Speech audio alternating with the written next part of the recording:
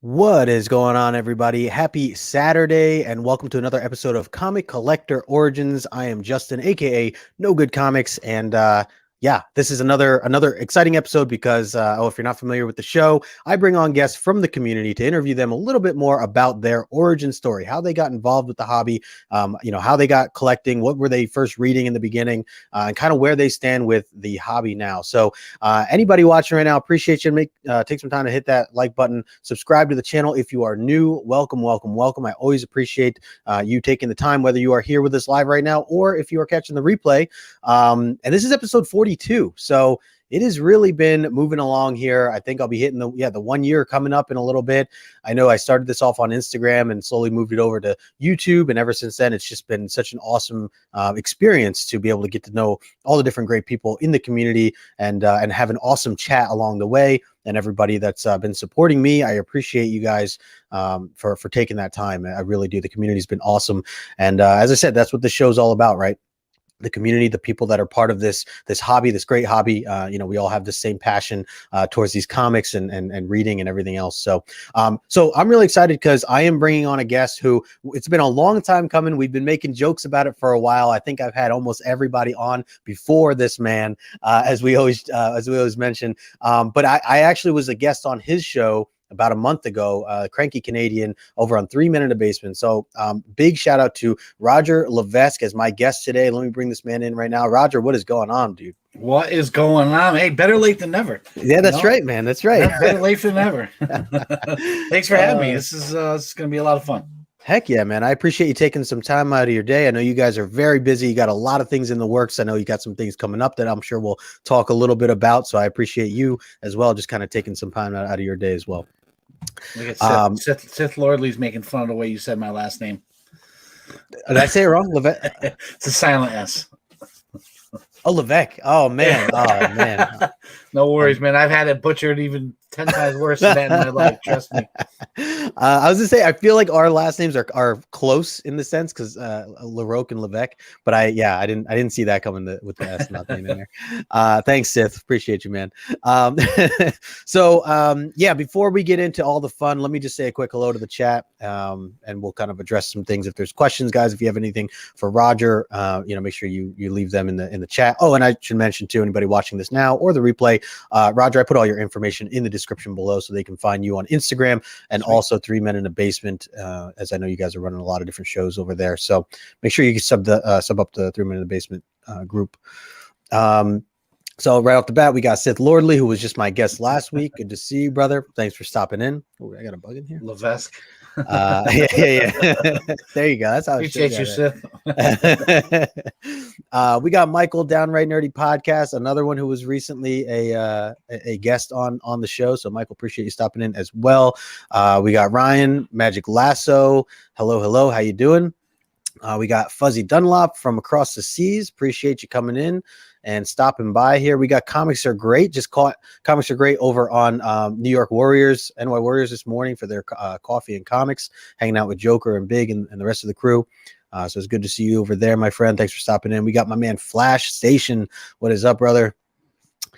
We got Empire Comics as well. What is going on? Appreciate you stopping in. Speaking of, there's Joker right now, just talking about the show from this morning. Love the coffee and comics, so appreciate you, brother.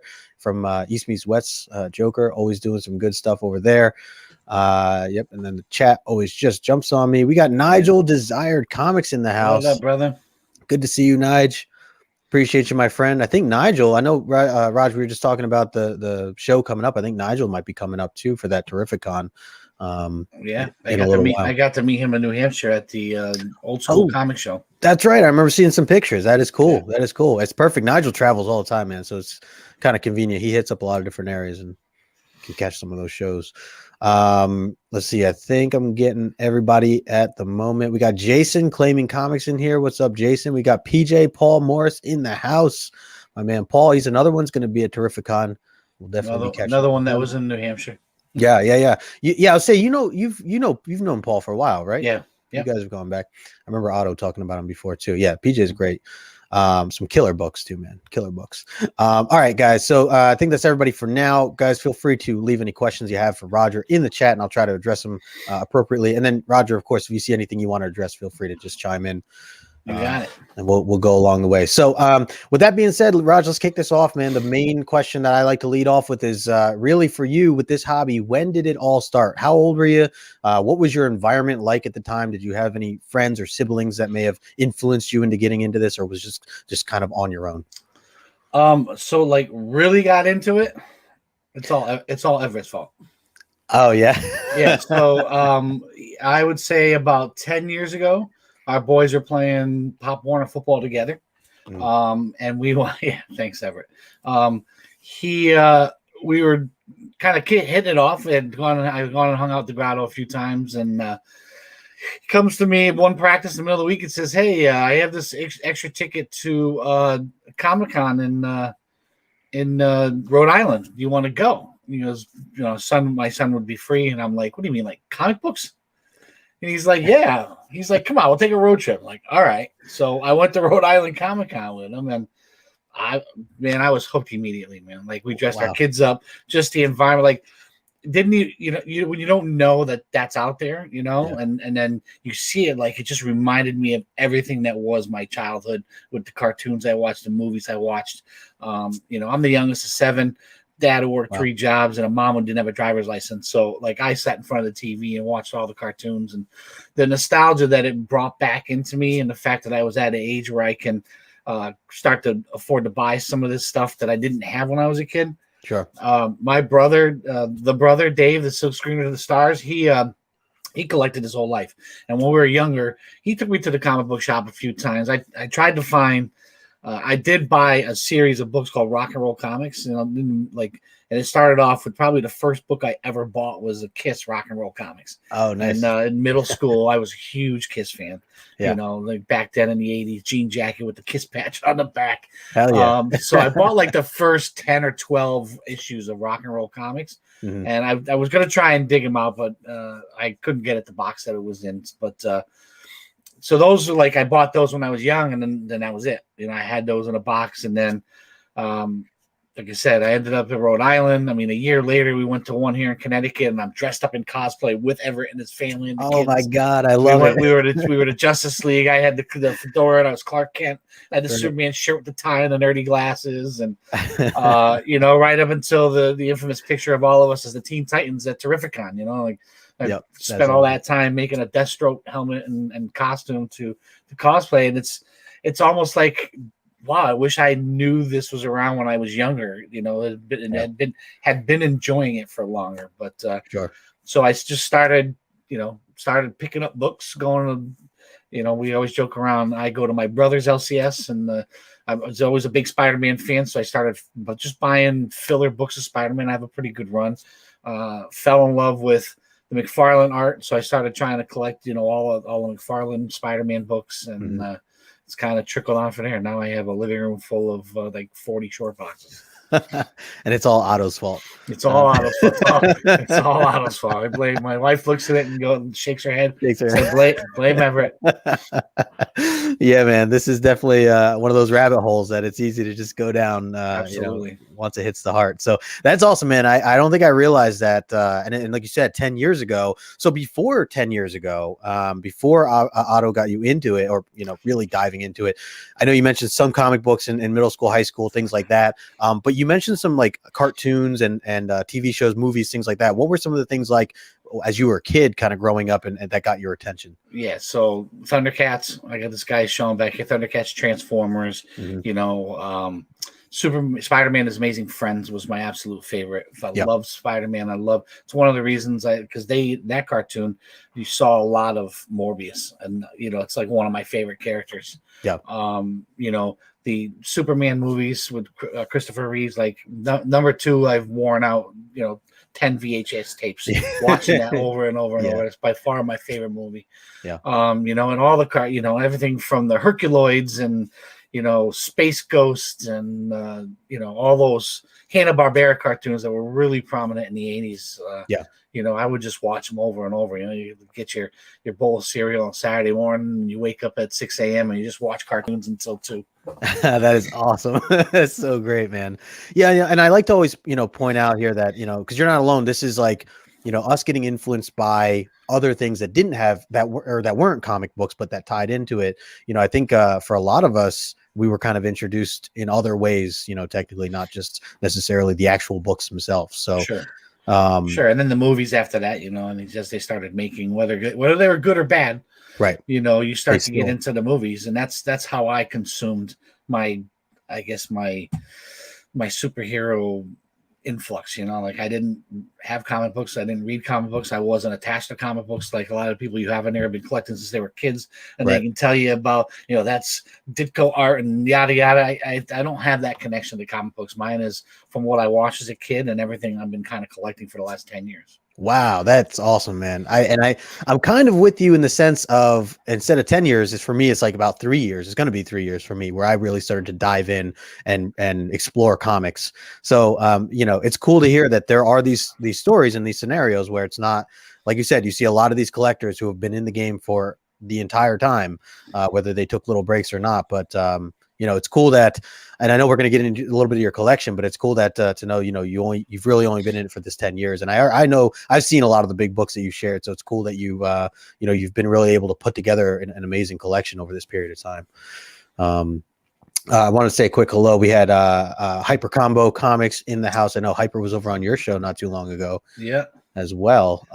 Fellow Canadian. Yeah, there you go. We also got Morbius in the house. What is up, Morb? Appreciate you stopping in, my friend. Let me see if I saw the Butcher hanging out with us earlier. Good to see you, my friend. Thank you. So guys, make sure if you're not subbed up to Roger, put the information in the description below, and make sure you hit that thumbs up as well. All right, cool. So you've kind of 10 years got you into it now. So basically since the 10 years you've been collecting strong, right? There's been no breaks in between. Okay, correct. And have you been? I built up a large collection very quickly. Okay, yeah. And the thing is, at first, I wanted to buy everything. I get into all the cool covers, all the variant covers. Then I found the hip hop cover variants, so I went nuts buying those, and I have like 120 of them or something like that. Damn. And then of course the when I got all of my Grail and started collecting all the ASM 300 cover swipes. Yep. And I've seen a lot of those that you have there. I know that's been your baby, and I'm sure if you want to show some of those off in a little bit, we'll get into that.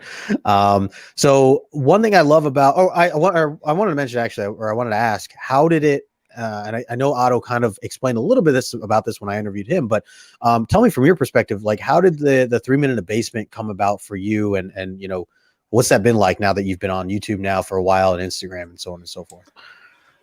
So we were hanging out in the grotto, drinking IPAs and doing shots of Jameson.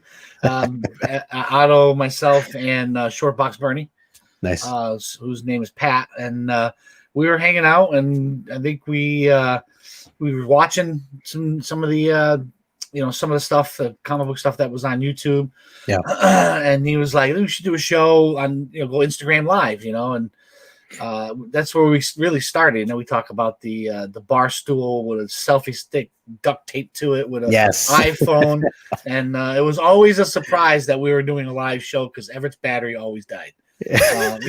Like we've been talking about this all week long, and your battery died, dude. I mean, seriously. Yeah. We would just and we did a couple of them, and we realized that we were really enjoying it. Not only the internet, and we didn't have a lot of live viewers at the time, but even the people that were in the chat, some of the guys that are still to this day in our chat on the YouTube channel, just having a blast. And I think that we were doing some stuff like back when we were on Instagram, I did a portion of a show called the Hip Hop Spotlight. Mm-hmm. And I would show one of the hip hop variants, and I would talk about that rap album, its influence on the hip hop culture, what it meant to the hip hop culture when it came out. And that kind of stuff. And when you have 15 people watching, they're all comic book geeks. There wasn't much of a a want for it. So I kind of put that on the back burner. And I think we started bouncing ideas off, and that's when Everett's like, I think we need to take this to YouTube because Instagram is, and that's where we got it. We always give a shout out to Tim Tebow from Lords of the Long Box because once Everett connected with him, he's like, you got to get a better camera. You got to get a better microphone. And he's giving advice. If you're going to go to YouTube, you can't be doing it with a selfie stick and an iPhone, right. that kind of thing. And you can go back and watch our videos on YouTube, the evolution of the quality steps up. An iPhone and my daughter or his daughter bringing the phone closer to see a book. And, and it's really been an outlet that I didn't necessarily have before. Like, you do a lot of stuff with your family. Like, I'm a big family guy. I love my kids. I love drive. I'll drive them anywhere. Sports. My daughter performed. I love seeing her perform on stage. But to have something that was away from my family that was just mine, I didn't have anymore. That used to be hockey, and I had to give that up for the family. And finding this and doing this with Everett and Pat at the time. And then eventually, we got Dave. Pat decided he just, wasn't for him. Just gives me that outlet, like I can come into my studio here and do a show with you. And I'll leave this room completely forgetting any of the stress I had before I got on. Right. It's a whole different mindset when you step into this room. It's fun. And you're seeing people in the chat that everybody's got the same love for the comics and the pop culture that we all love, no matter how we collect, and we can all sit down and talk about it and learn from each other. Absolutely. I mean, we talk about this community all the time. I hear you talk about it all the time. What is the community like? What has it meant to you, especially in your experiences over the past couple of years, even, as you've discovered more and more about the people that are here on YouTube, the people that are on Instagram that I'm sure you've connected with, and obviously the people you've been interviewing and so on and so forth. What has that been like for you? It's been amazing. I mean, the fact that you can have a friend that you feel close to and have never met just because of YouTube from all over the country, from people from California to Texas to Canada to Australia and England. Like, these are people that you're seeing on a weekly, bi-weekly, and other people's chats. You're talking to each other. You have inside jokes with them. You get to know them. You hear me talking. What you see is what you get. Same with you. Same with any of these other shows. The Pressable Defects. You get to know them, and you've never met them. Right. And I think that's actually probably the best way to get to know somebody. It's like when you're younger and or not necessarily when you're younger, say you meet a girl, online, and you talk to her for 3 weeks before you meet her. Right. You feel like you know her. It doesn't really matter what she looks like or because you can't hide your personality when you're just talking. Right. You can't. If you're in a social setting and there's 50 people around, you can have a front. You can be anybody you want, essentially. But when you're opening yourself and being vulnerable on YouTube or Instagram Live or in chats, there's no hiding who you really are. Yeah. So when you meet people in the comic community, and I've now known them for 2 or 3 years, and then I meet them somewhere, they are exactly what you see on YouTube or on Instagram, because you can't hide who you are that way.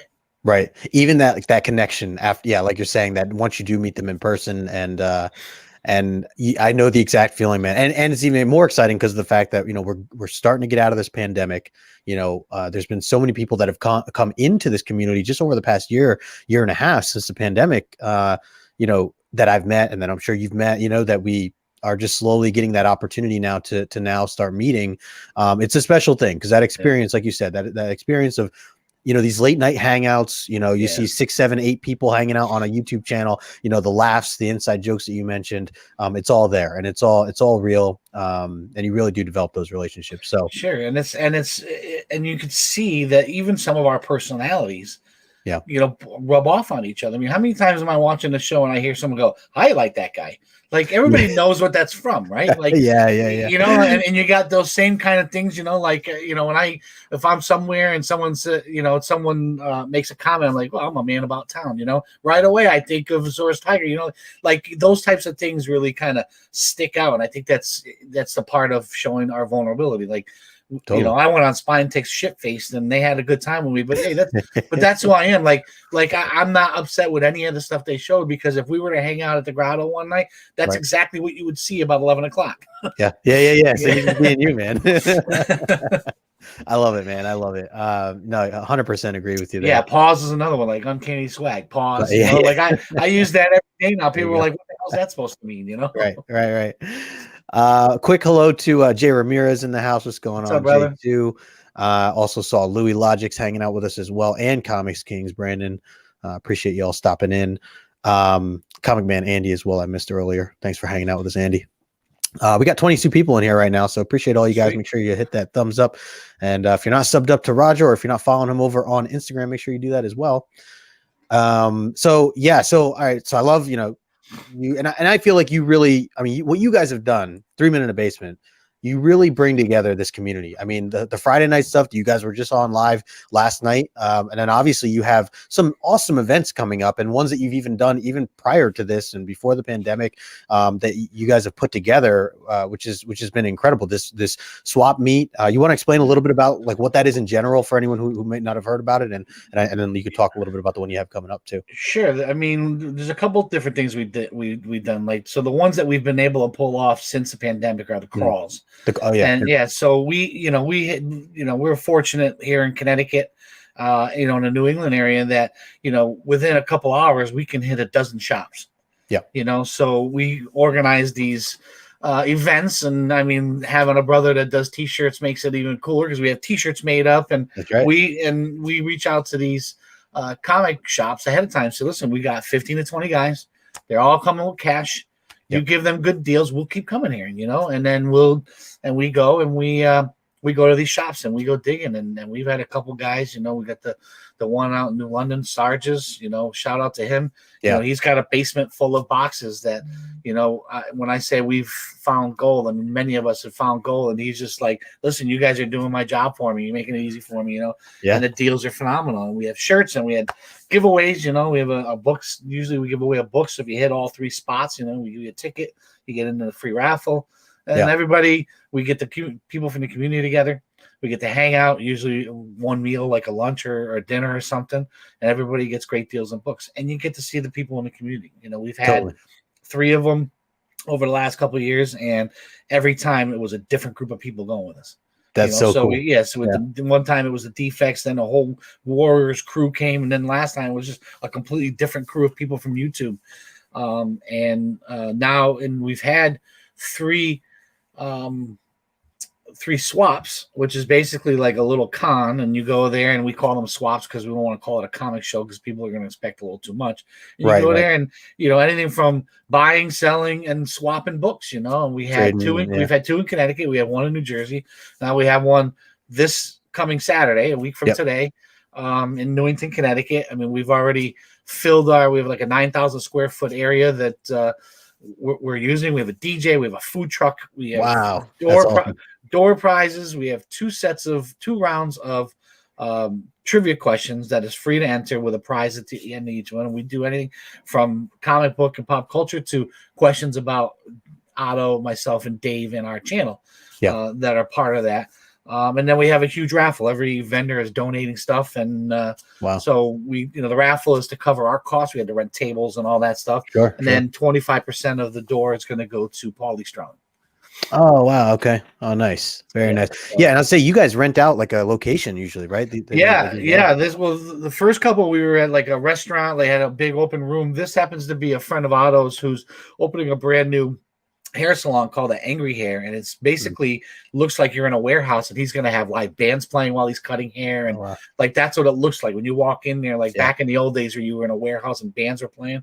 Even the hair, so the stations, the cutting stations are up on like a stage, and there's like 3 of them, but then he's got a stage in the front of the area. He's got 2 rooms for tattoo artists, it's, and he I don't think he's opened yet, so he's just getting ready to open. And so he's being very generous by letting us use that for a minimal cost, and it's just gonna be. I'm looking forward to it. I mean, if you didn't catch our show last night, we had maybe 5 or 6 of the, 15 or 16 vendors, and the fire that they showed that they were bringing, and every one of them had something different. Yeah. You know, we got a person who does customized frames for comic books. We have 2 independent artists. We have a card collector that's bringing his stuff to sell. So I a love little it. bit of everything for everybody. Yeah, I was gonna say you guys definitely cover a lot of different things, and I like that you guys are on the East Coast, which is convenient for me. You guys have moved up and down the East Coast. I know you've done some stuff in New Jersey, right? And then, Yeah, we had a swap in New Jersey. Yep. yeah, so really cool. And I think you mentioned to me last time when we were talking, Dave is from here, right? Is that right? Yeah, Dave's from New Jersey. Yeah. Okay, yeah. So very cool. Like I said, convenient for my side of things, being able to kind of travel some of these. Unfortunately, I know I mentioned I won't be able to go this time around, but I will definitely be around for these future ones that you guys have coming up. Yeah, awesome. For sure. I want to say a quick hello to we got Michael hanging out with us, Sylph Collector, and we also got Steve, Hip Hops, and me from Team Nerd Herd. I know he was also on your show. He was, yeah, fairly recently. So good to see you, Steve. Thanks for swinging by the chat. So let's talk a little bit. All right. So one thing I love about I know you have like a segment on some of your shows that you guys have done in the past where you break down and talk a little bit about some of the current books that you've been reading. And I love that that's part of your passion, is that you really dive into these books. You care about the stories, you care about the characters, you care about the artwork, the creators and what they're, the efforts that they're putting into these things. And you're knowledgeable with that stuff. I mean, you keep up to date with a lot of these current stuff. I know you read old stuff and new stuff. Run through a couple books with me here. What what are some things that you're currently reading or that you would recommend to some people? And the funny thing is I did read a little bit before, but what kicked this all off really was the whole future state thing. Oh, okay. Because I'm like, I read every book of every label of future state. Oh wow, okay. And then that week I would do a breakdown of the book, and there were some bad ones, and it was a very popular segment because when I didn't like it, I was very animated about it. Yeah. But I mean that forced me to read like 6 books a week. Sure. Like I was reading a lot of books, and I didn't have a choice because it was the content that I was putting out. And sure. When it was over, I'm like, I really miss reading that many books, so I just hopped in and started taking out these new, I would take suggestions from people, and if people thought they were good books. So I actually have a pretty big stack of stuff that I'm currently reading. So I don't know if you just want me to show them, or can you give me like top 5? Show me like a top 5 or just whatever comes to mind in a kind of a top 5 range. Let me see if I blow you up here. I don't know if I can get it down to 5. All good. Whatever you feel like you want to show off. It's all good. All right. So King in Black was awesome. I don't have to tell anybody about that. Everybody's kind of beating that to death. You know what? The couple middle books weren't too good, but I am enjoying crossover. Oh yeah, nice. I am definitely enjoying crossover. Probably my favorite read right now. High Republic. Eli, the easy game hunter from the New York Warriors, told people that if you want to know what's going on here, that the Light of the Jedi novel leads into it. So I read that before I started reading these. You did, and it really, really adds to the story because you kind of get a little more what's going on with some of these characters. Right. This is an awesome read. Oh, I love it. Love it. Good. It's it's like I wish it came out weekly. Oh heck yeah. I've been trying some of the new DC stuff coming out. So I am reading Batman Urban Legends, Batman Detective. Nice. But I think this is probably my favorite out of them, Batman the Second Son. Oh, nice. That is one that I kind of skipped over out of all and there's so many Batman titles right now. I know, and I think right now, and if I start cutting them, I think Urban Legends I might cut that. But this has been my favorite read out of all of them so far. Really? Okay. Yeah. I'm gonna have to add that to mine. Then. Swamp Thing has been good. Ram V, man, he's been killing it. I definitely a fan of Berserker. Yes, absolutely. That's the second issue. I love all the foil covers and stuff. Yeah, definitely enjoyed this first one, Geiger. Another one. Yep, that was a great opening issue. That first one. Yes, it really pulled you in. I think when you read one and you're like, shit, it's over already. Right. Radiant Black has been interesting. I'm only up to 2. My LCS decided he wasn't going to keep pulling them for me because. Oh really? He's just a meatball. Oh, But so I don't have 3 in my possession yet, but 1 and 2 were really good. Yeah, I'm liking that. I've been keeping up with that one. Black Cotton, phenomenal read. Really? Phenomenal read. Phenomenal read. I absolutely love this. I love the concept of it. I love where it's going. Their books are short and they only come out every couple months, which makes it a little hard. Okay. I thought about holding on to them and then reading them all at once, but you get it and you really want to know. I really want to know what's going next. I'm a little disappointed at how short this one was. Yeah. Especially since there were some pages that were no words. Oh, wow. Kind of showed. I mean, it was continuing the story in pictures, but sure. One when you have 2 pages of showing her pouring a drink and sitting down and having a drink, but the story, I think, and if anybody's not reading it, it's basically the world. In this book is the white people are the minority and black people are the majority. Oh, wow. And a privileged black police officer accidentally shoots a poor white woman. Wow. And she wasn't armed. And now it's about the rich family that he belongs to trying to see how they can get him out of it with their money. Man, that's interesting, especially in today's world with what's going on. Yes, I absolutely agree. And I think that the first one was pretty long and it really set the story. Like I said, the second one was a little disappointed how short it was. Right. And then I'm enjoying the hell out of this too. Dude, I have not read any of them yet, but someone had told me that the first 2 or 3 issues of that are some of the best reads right now. Yes, and they're long and they're the DC Black label, and it's basically it's different events throughout the DC universe, but through the eyes of minority characters, kind of like the disenfranchised characters of the DC universe. Sure, they weren't the ones that were part of the major stories, like when there was a new Green Lantern and all these different things that happen in the DC universe. Yeah, but you see it through their eyes on how they were treated lesser than other superheroes. So the first one was about Black Lightning.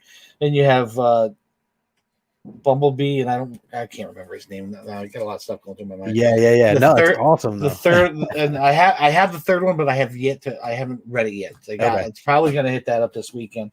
But they've been good reads. Like if it's a little deeper than a regular comic book, I would say. I mean, that's why it's the DC Black label. Yeah, which I like. Yeah. And then this is going to be tomorrow's read.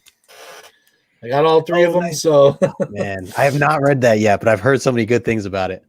That cover's wild, man. Yep. That is wild stuff, dude. So, I mean, if that doesn't make you want to read it, and the fact that when the Pressable Defects had the creators of that on, and to find out that that's a real person, and it's basically a biography of her life and the things she went through back then, makes it even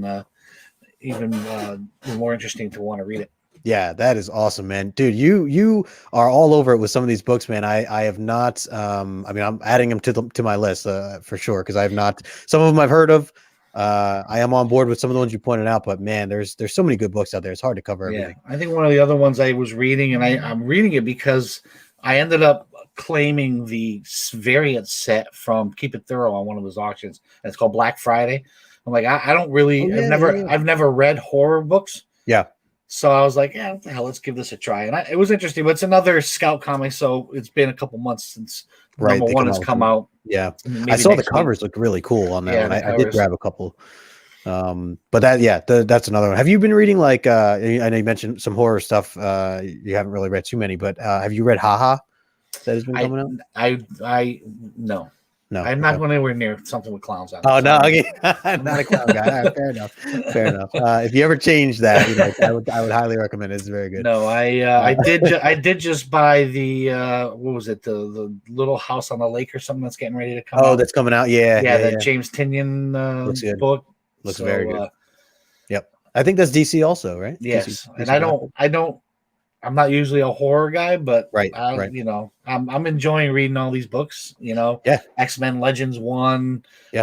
This the Stormbreaker series. This is Heroes Reborn. Yep. Future State Gotham. This was actually really good. Oh, I haven't read mine yet. This is really, really. Yeah. Are you going to read it? Yeah, I picked it up. Yeah. I've been trying this. I'm giving this one more issue, and if it doesn't get better, I'm dropping it. Oh, okay. Just I'm a Superman guy. I'm like, all right, Yeah. it's a new story. Let me try it. You want to give it a shot, yeah. But I'm too in and not so good yet. So. Quick hello to Nick's Kicks and Comics. What is up, Nick? And we also had Real Rude 6 hanging out with us. Yeah, I think Nick said he liked my hat, right? It's got good taste. Yeah, man. There you go. I wanted to ask you. So you have a couple books that you want to show off, something that means something special to you that you have? Yeah. So I'm going to first show off my first ever commission. Oh, wow. I got this about a year ago from the art chemist, Arsenio. Yeah. Okay. Yeah. Yeah. I reached out to him and told him I'm a big Carnage Venom guy, as everybody knows. Yeah. Another thing I tried to dig out, but I couldn't find it. Back when I played floor hockey, we had a team and we were called Maximum Carnage. We actually had the Carnage logo on our. I had a buddy who was an artist, and so this is what the drawing he did for me when I told him I wanted. Oh, wow. Of Venom and Carnage. Now, keep in mind, guys, the only thing that was on this book when he started was the word Venom. Everything else was completely black. Oh, my God. That's insane. Yeah. So you look at the detail that he put in there, all the clouding in the background, the Carnage head on top, or the Venom head on top. Look at the logo. Wow. The no details logo insane. in the middle of the Venom. Yeah, man. And he signed it, and I didn't. I wanted it for my PC, so I didn't worry about him sending it to CGC, which he can do. Sure. So if you guys aren't following the art chemist, Arsenio Ramos, I got to meet him up in New Hampshire as well. Wow, I had no idea he was doing that. This is absolutely gorgeous, and when he showed it to me, and he's like, I'm just gonna do it and show it to you, and if you don't like it, then you don't pay me. And I'm like, dude, send it. How much I owe you? Yeah. That's incredible, man. I mean, like I said, when you look at the Venom blank, because when I first got it, I'm like, oh, cool. Then I started to realize the only thing on this cover was the word Venom. Everything else was completely black. That's incredible. So, then he got the signature down there. Very nice. Definitely love this. I keep this. I have a frame that I bought that's for comic books that I put this in. I don't plan on submitting it ever. So, if the corner gets dinged up from the frame, it looks beautiful when it's hanging. Yeah, that's perfect. And then, I'm sure everybody's tired of seeing this, but this is what kicked off my infatuation with ASM 300 and the cover swipes. And this art here was always my favorite. Yep. I was collecting the Spider-Man runs, and I had all those McFarlane covers, and I just couldn't find this at a reasonable cost. Let me tell, if you don't mind, I'll tell the story. No, please. I was going to say, you got to tell the story. Yeah, please tell the story. For those of you who haven't heard it, if you've heard it, bear with me. So I'm trying to find this book and couldn't find it, or it wasn't affordable. And my neighbor who lived next door to me, he was a collector back in the day, and he collected artists. Like, he was a big Michael Turner fan. He was a big McFarlane fan, and he would collect. And then he just stopped. He just he didn't like any artist. He wasn't reading anything. So he had kids, so he just kind of stopped. And he had collectibles. So he had. I'm an electrician by trade. Mm-hmm. So he was having some electrical issues, and I would go there and help him out. What I owe you? Well, you're my neighbor. You don't owe me nothing. We just stopped your house from burning down, bro. You're good, Yeah. After about the fourth or fifth time, and obviously we're talking comics, and he's a big fan of Three Men in the Basement. He was actually really good friends with Otto's brother. Oh, okay. I did say he had a thing. It was a good thing he called me. He said it's a funny smell. The switch in his daughter's room was burning up, and it could have caused the fire.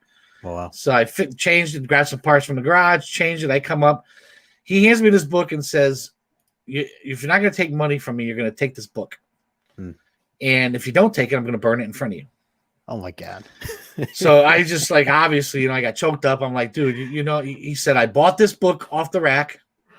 He goes, I put it in a bag of board and I put it in my box. He goes, and that's where it's been sitting.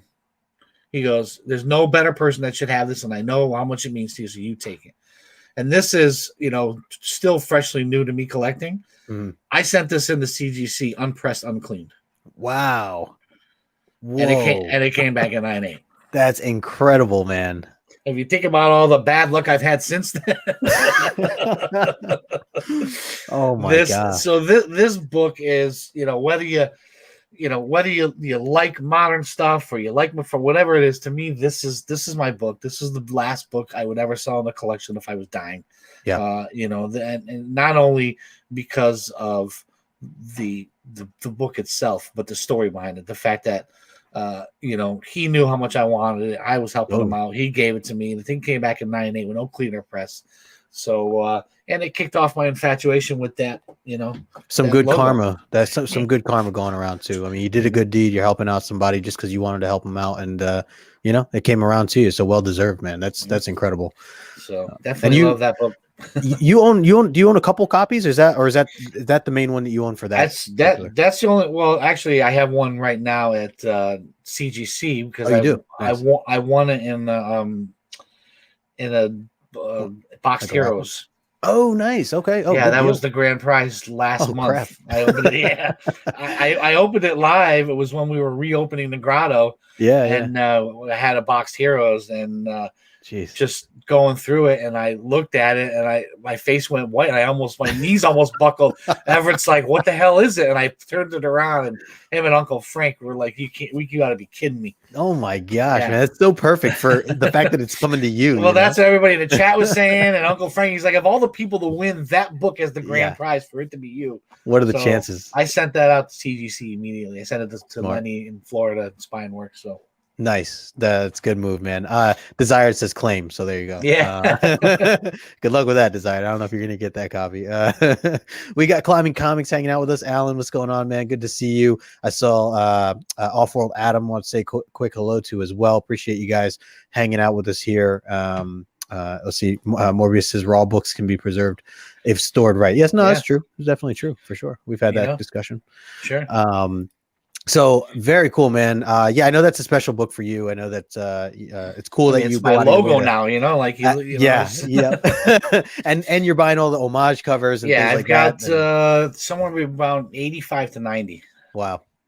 Yeah, no, I love that. I started doing that with Giant Size X-Men actually, because I just got a Giant Size X-Men right before the big boom, and then I was like, you know what? I mean, I love the cover so much, I started grabbing all like the I know crossover just came out with the homage and things like that. So it's cool that when people do that, they hone in on a certain cover. Sure. And I got some of the bigger ones in 9/8. I got nice the second print of the ASM 800 with Doc Ock on it in a 9/8. I've got Spawn one in a 9/8, so it's pretty neat. Very cool. Well, that is awesome, man. I appreciate you showing those off, and like you said too about now obviously the 300 is very pricey at the moment, but it is nice to, as you mentioned, these books just have this powerful story to you. So whether these books were worth nothing or they were worth $1 million, these are your number one books that that are not for sale, and they're going to go to throughout your life. They're going to stick with you. So going to the grave with me, that one. Yes, exactly. So speaking of which, going to the grave, as you mentioned, I always like to ask this question, as you continue to build this. I know you've been collecting for 10 years now on a serious level, and I imagine you have lots of short and long boxes that are starting to pile up. Mm-hmm. What is the big goal for you with a majority of your books? I mean, years from now, are you and I know this answer could probably change down the road and things always change, but at least as of right now, do you eventually plan on passing them down to your loved ones, your kids, your family? Do you plan on selling them at some point, or are you taking all of them to the grave with you? I think that right now it's because you're collecting changes all the time. And at first it was just like, wow, these are cool. Now it's like I go to a show, it's 50%. What am I getting for my PC? And 50%, what can I buy and flip? Sure. So that I can buy books for my PC. Right. And I've, for the first few years, I was so worried about, collecting the wrong way. And this is, I freaking hate that. And I'm the first one now to tell you, I don't give a shit if you don't like that. I'm not going after Silver Age books. Okay. Yep. That's just, so the fact that right now I'm trying to fill my PC with the stuff that reminds me of being a kid. Sure. I've really recently, because I've decided that our good friend Vancouver Comic Junkie always makes a comment: the 9.6 is the new 9.8. You can't afford 9/8 in books anymore. So Right. I'm going after the 9/6s. So I've, recently picked up Transformers 9/6, the Thundercats 9/6, G.I. Joe 9/6, like all this stuff Smart. that I'm on. And, the idea is to get the books that when I hang them on the wall, when I get my man cave or whatever, that be like, that's cool, man. I remember all those things from when I was a kid. Yep. And on top of that, some of the other stuff, I don't know, like people ask me when you go on a show, what are you looking for? I don't know until I see it. Yeah. And so the books that I buy to flip so that I can buy the books that I want. The books that I want are the stuff that reminds me of a kid, and that when I look at it, I remember watching them as a kid, or more You had that recently, connection. maybe more recently reading some of the books. I've been trying to go back and read some of the older ones. Love, like the Dark Side Wars right now is my favorite storyline. I love it. It was a little tough to read when you're reading the comics, so that's probably the first trade dress I bought, so that or paperback, so I can read it in a couple books. Right. But I think that eventually, I'll get down to the point of keeping the books that I have that connection with as I get older, and getting rid of the stuff that I bought because I was just buying everything. Right. And I think that I wish my son was more into it. Like, he's into the movies and watching the shows and stuff with me. And, every time there's a new Batman Teenage Mutant Ninja Turtle series, like, he loves that book. Yeah. And I've gotten them for him every time they come out, every volume. Nice. But I think that eventually, when I'm 70 years old and I'm getting ready to buy a house in North Carolina or something, that's where these books are going to go, to the next person who's going to enjoy them. Yeah, no, it's a great, all well said, man. All well said. And you're right. This is definitely something that changes throughout our time of collecting, something I've learned, the hard way in certain instances. And like you mentioned, kind of getting overexcited and just, grabbing things because, whether it's hyped or FOMO, for whatever. Yeah, right. Just not wanting to miss out for sure. It's all real. So, it's things that we kind of have to go through and grow through as we continue as collectors and just, work on ourselves. But ultimately it's all about how you want to collect. And like you said, man, it's like you were mentioning about Silver Age and things like that. So you want to collect what means the most to you, and how you grew up and your connections. So it's like, no one can take that away from you. No one can take that part of your heart, That's right. That's when people ask me, like, who was your favorite artist? Who's your favorite writer? I have to step back. I don't, I love McFarlane art, and that's about all I can say, because I read all these books. I for whatever reason, I don't pay attention to who's writing it. If it's a good story, I read it. If it's not, I'd stop. Right. And I'm not going to read a story just because it's a writer that did a story before, because it might suck. So I don't have that connection to past and old school writers, other than the respect that they deserve for the people the things they've created. But when I'm reading these books, I can't tell you who wrote King, or I do know who wrote King of Black, but the Future State Gotham or like those types of books, I have no idea who's writing. I appreciate the art and I appreciate the story when it's good. But out of 15 books that I'm reading, I couldn't tell you who wrote them. Right. Yeah, look, I mean, we all have our kind of what we're paying attention to and what we care about when it comes to diving into this hobby. So, and that's what I think is great about this hobby. So some people are just attracted specifically to the art, and some are just attracted to the story or the characters. I mean, we talk about all the time, some people just specifically buy certain series that are based on characters even, and there's nothing wrong with that. So yeah, for sure. Very cool. I saw Johnny in the house. Want to say quick hello to Johnny. Appreciate you stopping in, man. Uncanny Swag says, my son didn't get into comics until he got older, and now his collection is even better than mine. So there you go. I'd love it, man. I'd hand it over to my son for a price. It could change, Rod. It could. Hey, you never know, man. Look how old I was when I started. Exactly. Yeah. No, 100%, man. I was 29 when I really started diving into it. So you just never know what life brings along. Very cool, man. So I want to ask you, I have one more question before we jump into some of the rapid questions. I always put in parentheses rapid because they're not always rapid. Sometimes my girlfriend always calls me out. She's like, you let them elaborate and it's not rapid. I was like, I know. But before we get into that, one last question for you on some of these topics that we're talking about. If I mentioned earlier, there are a lot of new collectors, new readers that are coming into this hobby. Big thanks to, different movies that have been coming out, the TV shows, Disney Plus, all this other stuff. I think that sometimes this hobby can be a little intimidating especially if you're, you start jumping in and you see people talking about certain things. I know for myself, I was intimidated at first, thinking that everyone else knew so much and I knew so little. And how could I even talk about it? Because they all know so much more than me.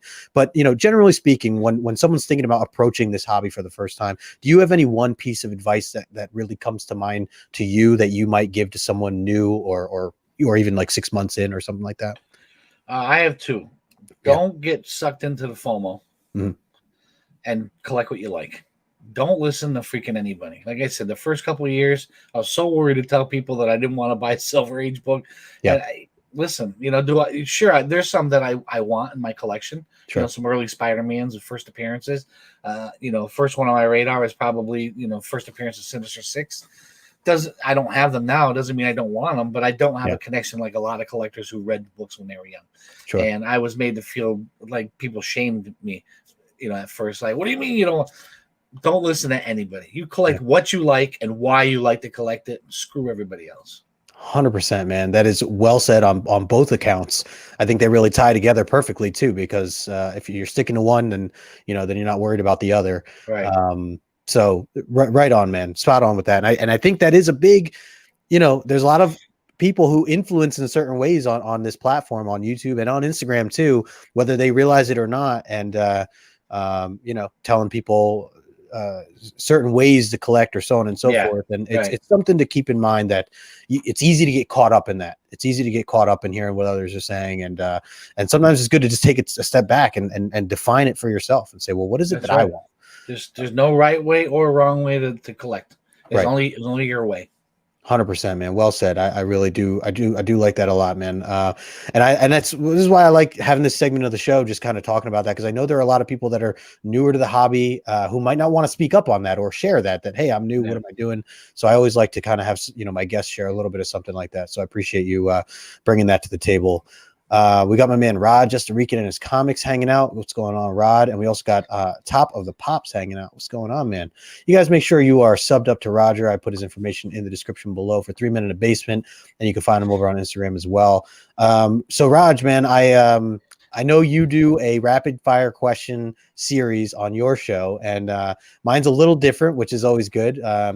So I'm gonna mix it up a little bit and throw a couple things your way here, and then we'll close out the show after that, and you can let the people know any other information or things coming up. By the way, we got 27 people in here right now. I just want to address that. Thank you, guys. The chat, you always awesome. Appreciate everybody hanging out with us here. See so many familiar faces and a few new faces too. So always appreciate that support. All right. So first off, I mean, it sounds like, well, you know what? I'm just going to ask you, are you more Marvel guy or DC guy? Marvel. Okay. Because it's close, right? I feel like for you, it's close. Reading wise, it's close. It's close. Yeah. Movies and cartoons, Marvel all day. Yeah. Okay. Yeah. But yeah, I think I'm right down the middle when it comes to what I'm reading. Yeah, no, that's fair. I like that you're exploring a lot of different things to begin with, so it's always good.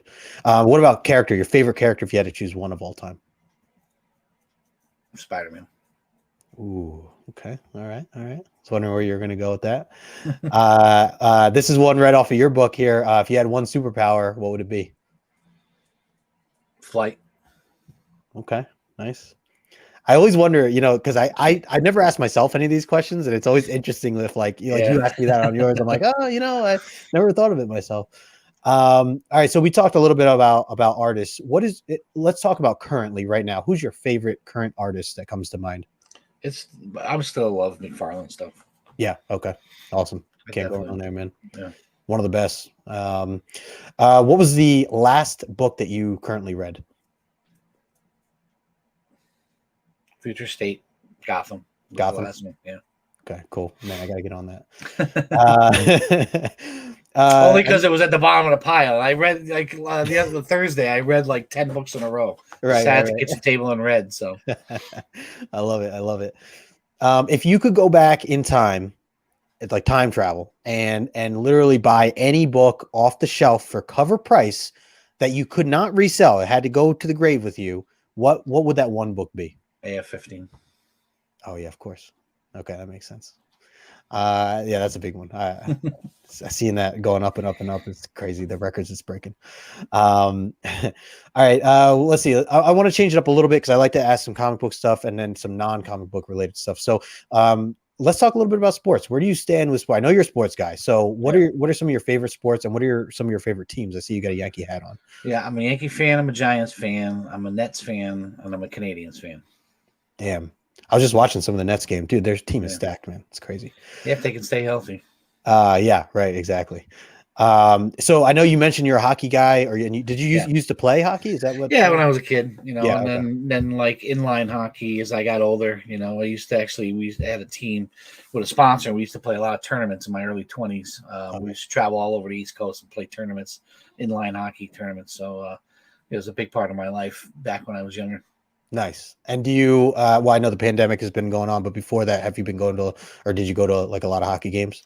We don't like. I took my son to a couple just to experience. Like the last one I went to was the Devils Canadians, probably 4 or 5 years ago. But we have a minor league team here in Hartford, that's affiliated with the Rangers. So those are the kind of games that I can afford to go to. That, and we hit a lot of college. UConn, UConn plays at the Civic Center. Quinnipiac has a great hockey program. So nice. We have a lot of great hockey schools, and we love the college level sports. So college hockey is no exception. I was going to say, I know you're a big college guy, even with football. I see you got behind you. I agree too. I feel like the college level stuff's like hardcore.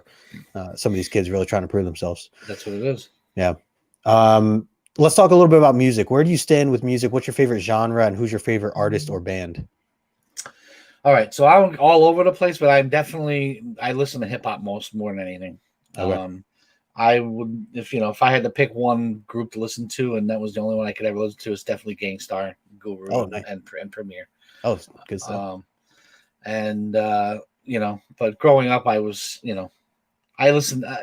My playlists will throw people off, even from into theater music. But when I'm at work and I have music on Spotify in the background, it's hip hop. Nice. I like that you mentioned that you're kind of all over the place when it comes to, just you explore a lot of different things, kind of like the books, like you're showing off different books. I think it's always good. I always say that I feel like there's good music in all genres. You just got to take some time to really find out, which is which. If you could travel anywhere in the world, let's say there's no more pandemic, it's all safe, and the trip was paid for, you and your family could go any one place for an entire week that you haven't been to yet, where would that be? Dominican. Oh, nice. Okay. Why there? I hear it's nice there. Yeah. I've never been to like a Caribbean island, and we've been talking about, doing one of those all-inclusive trips and stuff, to be able to go there and not have to worry about anything, to just enjoy ourselves. Absolutely. Very nice. Very nice. Give me your best concert experience. Who have you seen in concert in the past? My favorite show that I went to was Wu-Tang and Rage Against the Machine. Oh, damn. That's Wu-Tang and Rage Against the Machine. I also saw Rage Against the Machine with the Beastie Boys in New York. But Wu-Tang with the Rage was definitely by far my favorite concert of all time. Were you with Otto at that, or one of these? No. You weren't. I feel like or maybe somebody, I feel like mentioned a similar combination. Yeah, we were both at the same concert. We didn't know each other back then. Oh, okay. There you go. Yeah, we talk about it all the time. But some of those family value tours where I got to see Mobb Deep with Biscuit, got to see the Lost Boys with Korn. Those are some pretty cool concerts too. Because like I said, I have such a wide range of what I listen to, and like when in middle school, in the beginning of high school, I was a metalhead, and I liked a lot of heavy stuff. And then I kind of found hip hop towards the end of high school and after high school, going to clubs and dance clubs and stuff. Yep. That to be able to put those two in one concert, like just completely, makes that a badass concert. Hell yeah, man, absolutely. You mentioned metal. Who do you have like a favorite metal band even to this day? I know Metallica's the easy go-to, but the problem with them is once they got past the Black Album, it all sucked. Oh yeah. So back when I was really into it, I listened to a lot of Queensryche and Metallica. Oh, nice. Okay. You don't hear a lot of people. I feel like Queensryche is a A band that I feel like not enough people give credit to or Yeah. talk about. They've been around for a while too. Yeah, probably one of the best shows I've been to. They opened up for Metallica during the Justice for All tour, and Oh, nice. they did their Operation Mindcrime album from beginning to end in a row. You Oh, know, dude, it I was love when just metal bands do that. yeah, it was absolutely awesome. I didn't know they were doing it when we got the tickets, so it was phenomenal. Oh, that's perfect. Very cool. I want to ask you a little bit about well, this is kind of like the one I wrap up with, but where do you stand with, if it's a Friday night, it's just you and the wife, kids are not around, and you're planning dinner. Do you, if you were to go, whether you're going out or you're ordering or you're cooking, what is your go-to dinner meal for just a casual Friday night? If we're going out, we're going to like a steak place. Okay. If we're ordering in, it's usually Italian. Okay. But when we go, I like to go sit down, have a couple glasses of wine, a nice steak, maybe an appetizer. Yeah. Just her and I, Yep. Very nice. What about what's your go-to drink of choice? I'm a old fashioned guy. Nice. Crown Royal old fashioned. All right. Very nice. I prefer Crown Royal with just with an ice cube in it, but if it has to be a drink, it's definitely an old fashioned. Hell yeah. Very nice. I love it. Very cool, Raj. Well, hey, look, these were the questions that I had lined up for you. You did an awesome job. I appreciate you taking the time to walk through this with me and get a little glimpse behind your history of things, of what you've been doing. So glad you squeezed me in finally. Yeah. Penciled you in there just barely. You ran out of other people to ask. All right. Now it's Roger's turn. Yeah. I forgot to mention this is the final show. There's no more shows after this one. No, man, I really do appreciate you. Love everything that you're doing with Cranky Canadian. I heard last night you have a lot of new guests lined up in the works for the next couple months, which is awesome. And so I'm going to leave it to you. Let the people know a little bit about where they can find you and some of the events that you have coming up. Yeah, so 3 Men in the Basement, like he said, you can find our link on the description of this video. Mondays at 7 p.m. Eastern Standard Time, I do Live with the Cranky Canadian. It's a show very similar to this, where I get to ask questions of people who can share things they don't necessarily get to share on their own show because they're trying to create relevant content, relevant to today's collecting, I would say. So this Monday, I have Johnny Rosado of Dream of August Comics. Nice. The following Monday, I have Dark Side Jedi of Lords of the Longbox fame. And I'm definitely looking forward. I took a couple weeks off we had a comic show, and this Saturday, May 22nd, from 4 to 10, we have our 3 Men in the Basement comic swap in Newington, Connecticut. We have 9,000 square foot space full of vendors, including a couple independent artists. We have a guy who's selling cards, sports cards and stuff. We have a person, I believe, that makes frames and stuff for hanging comic book slabs, that kind of thing. Food truck. We have a DJ, professional photographer. Really, it's going to be a great time. We're going to have temperature checks. You have to wear masks inside. We have free door prize. We're going to have 2 rounds of free trivia. Every round wins a prize. Plus, we have a raffle. The raffle is going to help us pay for all the stuff that we've been putting money up for, like the tables in the hall and all that kind of stuff. But we haven't been able. We were supposed to have one last year. We had to cancel it because of the pandemic. So now we're ready to rock and roll, and it's going to be a great time. If you're anywhere within a few hours of Newington, Connecticut, I highly suggest that you come to this show next Saturday. Absolutely. Damn, man. Yeah, you guys are stacked, and I'm looking forward to seeing. I know you guys are going to do some live stuff, right, during this thing? Some live streaming and stuff. You got to bring it to the YouTube nation here, so we can kind of keep up with some of that. Yeah, we'll definitely do a live show from the event.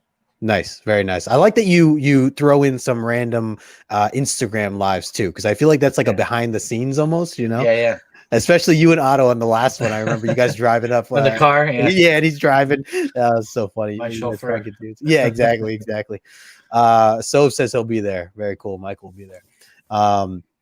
So yeah, man. Again, Roger, everything that you do for the community, I really appreciate you, man. I love the effort that you put behind everything. I can tell you're a very passionate guy about the same thing that we're all passionate about. These, comics, in different eras of, whatever you're into. I just appreciate that, you put your heart into all this, and you can really see that. So, for you. Yeah, man, 3 Men in a Basement, like everything that you guys are doing, it's awesome, and it really does bring the community together. So keep doing what you're doing, my friend. And again, anybody in the chat, make sure you guys are subbed up to Roger. Yeah, and thank you for all the support. You guys are always there in the chats and supporting us, and can't do it without the people who support us for sure. 100%, man, absolutely. Oh, I had one more question for you. Yeah, sure. What is your? I totally meant to ask you this earlier. What is your go-to when it comes to you walking into a casino and you're going right to hitting up one of the tables or slot machines or whatever? Like, what is your go-to there? I go right to the slots. You slot. Yeah. Actually, no. I'm going to take that back. Everyone and I go directly to the bar that has the blackjack. Oh yeah. Okay, yep. That's and perfect. and usually because we could go there, we put in $40 into the blackjack table. We tip the bartender. We get our I get my whiskey for free. We smoke a cigar, and then we kind of go our separate ways because he likes to play blackjack on a regular table, and I'm not so good at that. So. Right. Oh man, I love it, man. Well, dude, in a couple weeks, but a little less than 2 months or whatever it is, hopefully we can do something like that. I'll meet up with you guys over at Terrificon. Yeah. And could be a great time. Yeah, hell yeah, absolutely. Well, again, guys, everyone, we got 21 people. Appreciate all you. Make sure you hit that thumbs up on the way out. Make sure you're following Roger and the 3 Men in a Basement crew. If you guys have questions for them, obviously reach out to them on Instagram or wherever, and they'll get back to you. So, again, Raj, appreciate your time. Everybody in the chat, thank you all for hanging out with us today. We will be back next week, same time, 2 o'clock Eastern, and we'll catch you guys on the next one. All right. Later. Good night, Canada.